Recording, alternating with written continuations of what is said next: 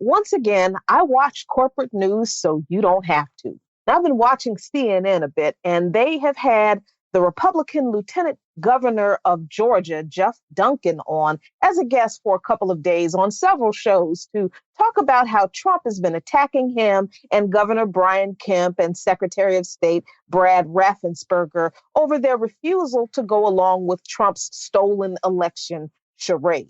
Now, Duncan woefully exclaimed how he's disappointed in Trump's baseless claims about a fraudulent election in Georgia, and he is stalking he and Kemp with calls not to certify the results and to overturn them and to hold a special election of the Georgia General Assembly to appoint new electors who would cast their electoral votes for Trump rather than go ahead and certify the election and appoint electors for the candidate who won the state, who will cast their votes for Biden as state and federal law dictates. Now, in the establishment media world, of course, the fact that Duncan won't go along with Trump's silliness makes him and Kemp and Raffensperger heroes. And it is good to know that these folks are not going along with Trump's epic temper tantrum and will actually follow established law, as the politicos and the legal eagles say.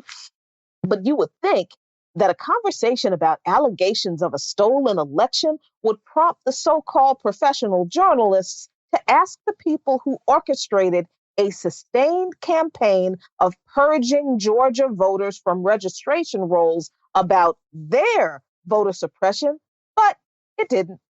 Nobody asked Duncan about the Georgia Republicans' own record of stealing elections by massive voter suppression under former Secretary of State and now Governor Brian Kemp, how Kemp appointed Brad Raffensperger to Secretary of State, and he continued the campaign of voter purges, and they are now being sued by the state of Georgia, by the ACLU right now for, guess what? The illegal purging of 200,000 voters from registration rolls. But nobody asked Duncan about that, nor did they ask Raffensperger about it the times he was on their show. None of the liberal talking heads on CNN asked Duncan about the investigation that Raffensperger is carrying out against only progressive voter outreach groups right now either. Raffensperger is clearly trying to appease the Trump base that hates him for upholding the current election results by alleging these groups have committed some misdeed to warrant these investigations. But all he's come up with are the typical human error, one-off oddities, the same kinds of things that have been found in Republican organizations, but Raffensperger isn't investigating them. He's only investigating the progressive organizations, the ones that do a lot of work in working class, poor, and Black communities in particular. Organizations like the New Georgia Project, America Votes, Vote Forward, and Operation New Voter Registration Georgia.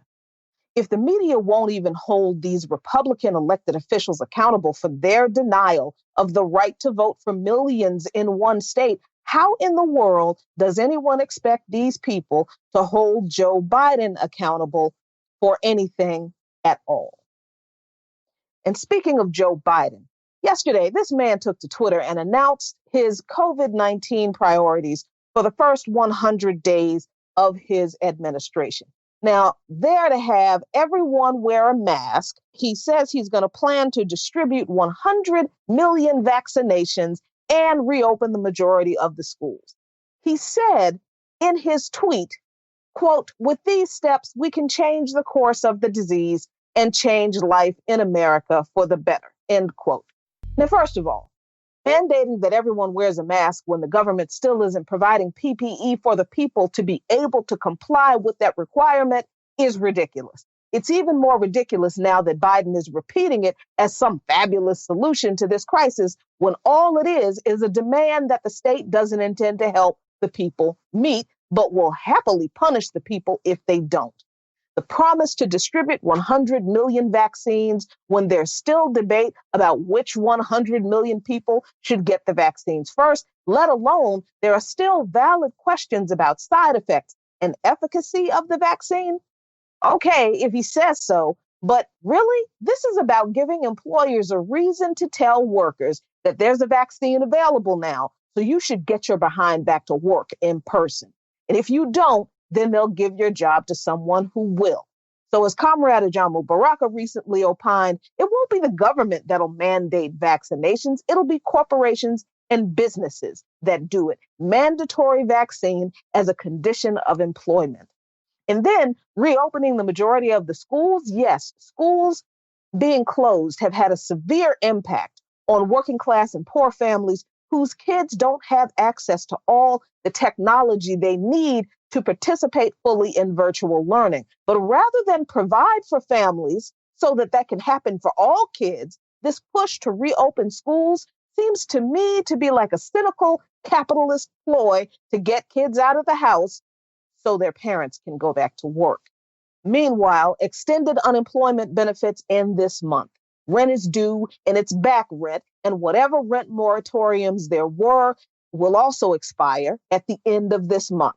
There never were any mortgage moratoriums, so guess what? Mortgages due too. The holidays, oh, forget about those. Pelosi and Schumer and company played chicken with the Republicans and lost. So now Trump is glibly offering a $600 relief check instead of the $1,200 we really should be getting every doggone month until this pandemic is over. None of this is a coincidence, my friends. The lack of material support provided to the people by the government so that we could stay home and stay safe until a vaccine that has had time to be properly tested and documented created enough desperation and terror that people will be forced to go back into the workplace under less than optimum and less than safe conditions, all to save the economy.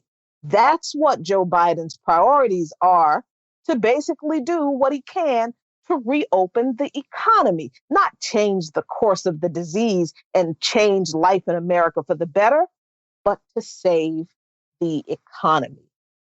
He meant what he said. Nothing will fundamentally change. Follow Lukman Nation on patreon.com/LukmanNation for lots of great content.